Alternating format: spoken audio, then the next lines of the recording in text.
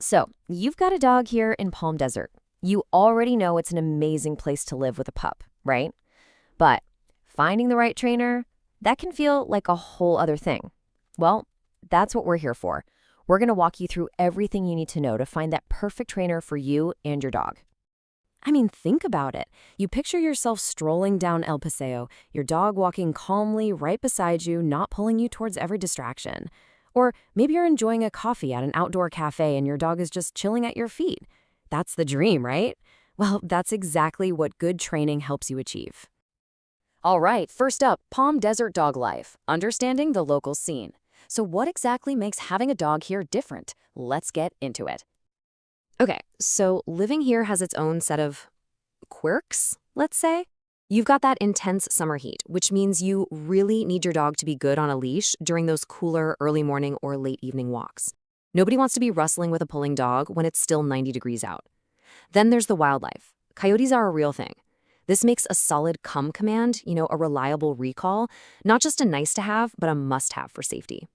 And of course, with all the seasonal visitors, the busy shopping areas, and that great outdoor dining culture, your dog has to learn how to be calm and relaxed with a lot going on around them. Next, let's talk about choosing your training approach. What to know before you search. Before you even Google a single trainer, it's really helpful to get a handle on some of the basics, like different training styles and what all those letters after a trainer's name actually mean. You're going to hear this term a lot, positive reinforcement, and for good reason. Basically, it's all about rewarding your dog for doing the right thing. Think treats, praise, a favorite toy, whatever they love.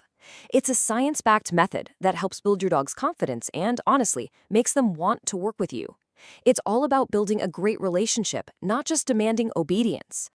So, you've got a few main options for how the training actually happens. First, group classes. These are great for getting your dog around other dogs and people, plus they're usually the most affordable option.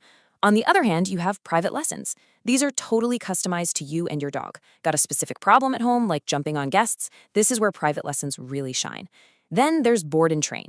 This is where your dog goes to live with the trainer for a few weeks for some intensive learning.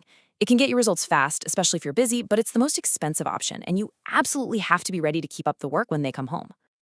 Now, this is an important one. California doesn't actually have a state license for dog trainers, so pretty much anyone can call themselves one. That's why these certifications are so helpful. Look for things like CPDTK. That shows a trainer has passed a comprehensive exam on training knowledge. If you're dealing with more serious stuff like deep-seated fear or aggression, you might look for a certified behavior consultant, like someone with IABC or CBCC credentials. Seeing these letters tells you that this person has invested in their education and takes their profession seriously. Okay, you've got the background info. Now for the fun part, making your decision from research to reality. Let's get into the step-by-step of how you actually pick someone.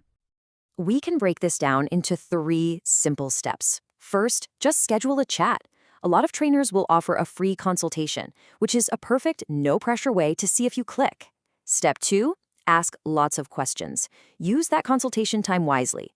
And third, make sure you understand the costs. Get everything in writing so there are no surprises down the line. So, what exactly should you be asking? Here are 7 must-asks. You'll want to know about their training methods, of course, and their credentials. A really good one to ask is, how will you customize this for our Palm Desert lifestyle? That shows you if they're thinking about your specific needs. Also, ask how progress is measured and what you need to do between lessons, because let's be real, most of the work happens when you're practicing on your own. Let's talk money, because it's definitely a factor. This chart gives you a pretty good ballpark of what you can expect to pay for training here in Palm Desert.